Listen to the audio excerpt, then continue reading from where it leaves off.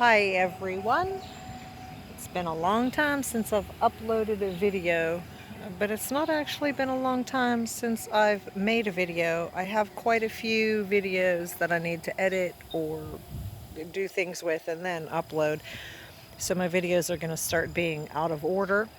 These are the Ann golden raspberries that I planted in pots this year to both grow and sell, and I haven't weeded in between them because I've been real busy in the garden.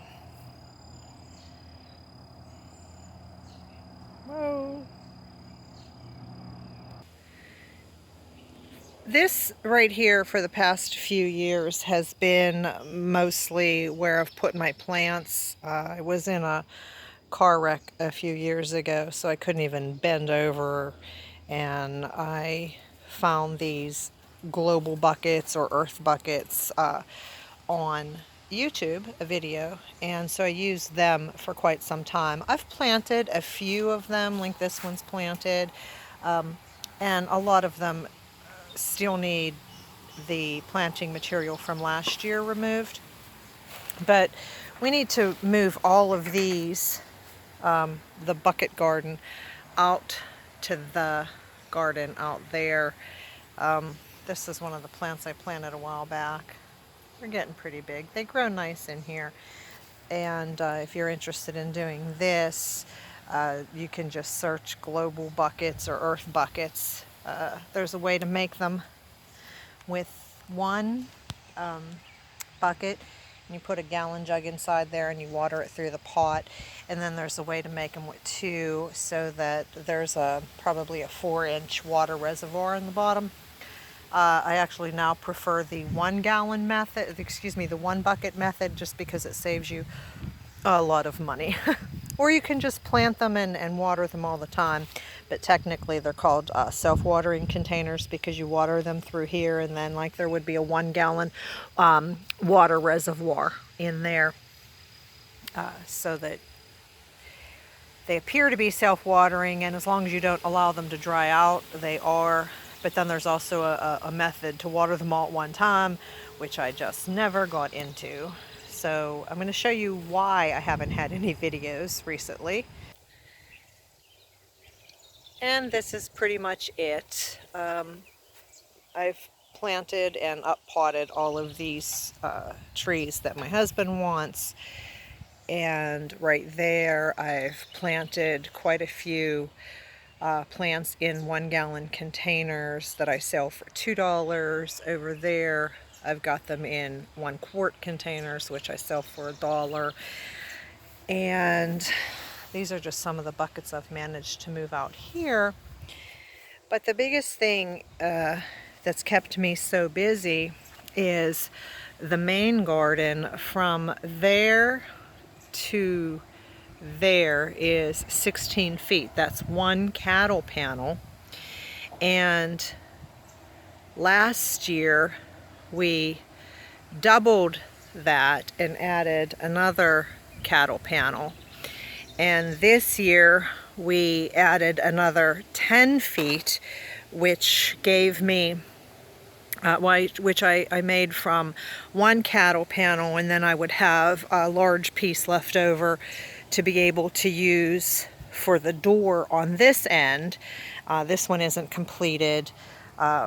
Previously I had used this hexagon plastic wire simulation, and I won't ever use that again because right there you can see the rabbits chew right through it. And this is what I use now to block that. This is the leftover wire closet-made fencing, and there's a hole in this one as well. And then I prop that up and then block the hole with this little gate thingy or whatever that is. So, but what I do here is I make, sorry about that, I make these gates out of a 4-foot section of my cattle panel. Put this piece of copper wire over there to hold it. Okay, so then when I want to open the gate, well, I'm going to have to lift this one up a little bit. I just take that wire off of the T-post and then swing it. Yeah, swing it right open. This one isn't done yet. That's why it's blocking that. And then I'll swing that right open. And then I can just obviously swing it closed. It needs a little work, but to attach it to the T-post over here, I just take these pieces of wire, twist them around the T-post, and that's actually serving as a hinge, and I believe there's 5 per door. I was using rabbit, now I use galvanized rabbit fencing on the bottom here to stop the rabbits from getting through. And it's a little pricey, but definitely worth the savings with the time and money you invest in your garden.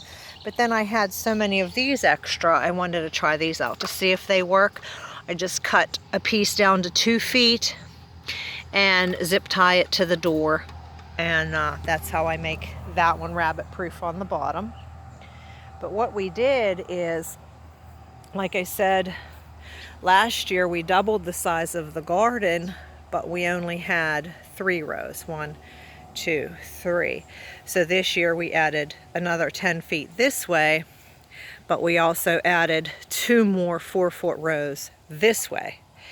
And so that's what I've been busy doing, making cardboard runs to the dumpsters, cleaning cardboard, and taking the wood chips that we got delivered and then covering those. And then of course, since it slopes down, I put it deeper on this side.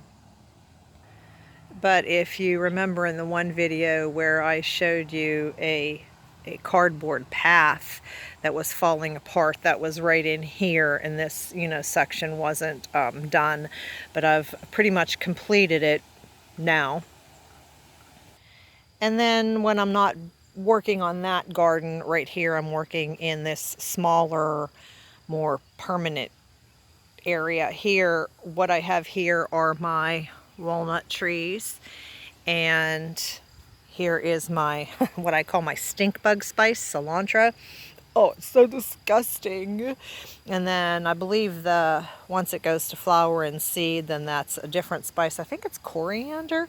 I don't even use that. I just planted it there, honestly, last year to see if it would come back, and mostly to see if it would thrive under the black walnuts, because so many things can't grow near black walnuts. So right here we have a little black walnut volunteer, which I'll pot up, and then he'll be on Craigslist Marketplace or Let Go. And here we have some elderberry volunteers, another elder, another walnut, and here are the elderberries, which grow wonderfully under this little black walnut area.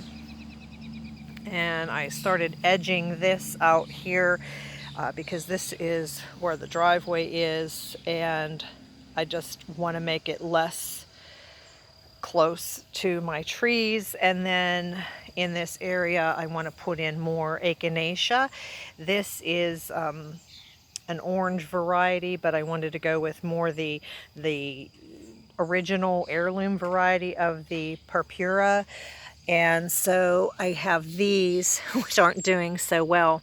They're not doing well because I potted them in small pots, and I should have never done that. I should have just planted them directly over here. But this area right here needed weeded pretty much like this does. So I couldn't plant them at that time. So that's why I put them in pots, and they'll be fine. If not, I'll just repot them, replant them in the fall.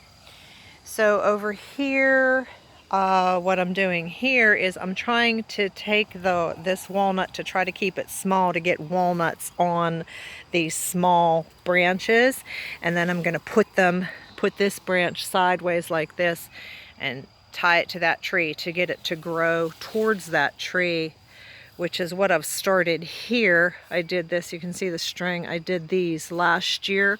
So this one is growing here on that side, and then the strings here just need tightened, and that's what I'll do there. This little guy, I don't want him crossing the path, but if he's up here, I really wouldn't mind, but he's in the way. So he's either gonna grow where I tell him to, or he's gonna have to be removed, because I don't want to be ducking through the little area here. So there's another elderberry, and what are you? I would almost say mulberry, but then I would say the leaf is too long, so I'm not sure what you are. But we'll probably let it grow until I get it identified. And then over here, another volunteer black walnut. And I had thought that I would be able to put some of my butternuts in between these trees. But honestly, these ones have grown so fast. I can't see that canopy allowing a butternut in here, so I'm not real sure I'm going to put the butternut here. And then this is my I gotta stop showing things if I don't remember the names of them. Black seed, borage, no, I'm gonna have to look that one up, but isn't that a beautiful flower? And again, it's my little experiment to see what grows